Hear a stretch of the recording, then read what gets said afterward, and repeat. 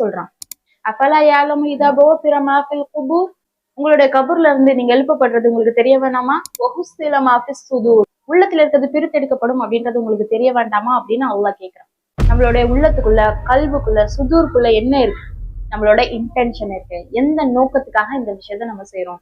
இப்போ ஒருத்தவங்களுக்கு நம்ம ஹெல்ப் பண்றோம், ஆனா அந்த இன்டென்ஷன் என்னவா இருக்கு அப்படின்னா, என்ன வீட்டுல எல்லாரும் நல்லா ஹெல்ப் பண்ணக்கூடியவங்க அப்படின்ற அட்ரஸ் பண்ணணும் அப்படின்றதுக்காக நம்ம அந்த செயலை செஞ்சிருந்தோம் அப்படின்னா, அந்த இன்டென்ஷனுக்கு தான் கூலி கொடுக்கப்படும் அப்படின்றத அல்லாஹ்வும் சொல்றான், ரசூல் ஸல்லல்லாஹு அலைஹி வஸல்லம் நமக்கு சொல்லி காட்டுறாங்க. மறுமையில நரகத்துக்கு செல்லக்கூடிய முதல் 3 நபர்கள் யாரு நரகத்துக்கு முதல்ல கொண்டு போகப்படுவா? சொர்க்கத்துக்கு யாரு போவா, நரகத்துக்கு யார் போவா, இதெல்லாம் நமக்கு தெரியும். ஆனா ஃபர்ஸ்ட் யாரு கொண்டு போகப்படுவா அப்படின்னா, இஸ்லாத்திலேயே சிறந்த செயல்களை செய்யக்கூடிய 3 நபர்களை தான் நரகத்துக்கு ஃபர்ஸ்ட் கொண்டு போவாங்க. யார் அவங்க? யார் அப்படின்னா ஷஹீத். இஸ்லாத்துக்காக, அல்லாவுக்காக உயிரை விட்டவங்க. அல்லாவுக்காக உயிரை விடுறதை விட இஸ்லாத்துல சிறந்த செயல் இருக்கா? இல்ல.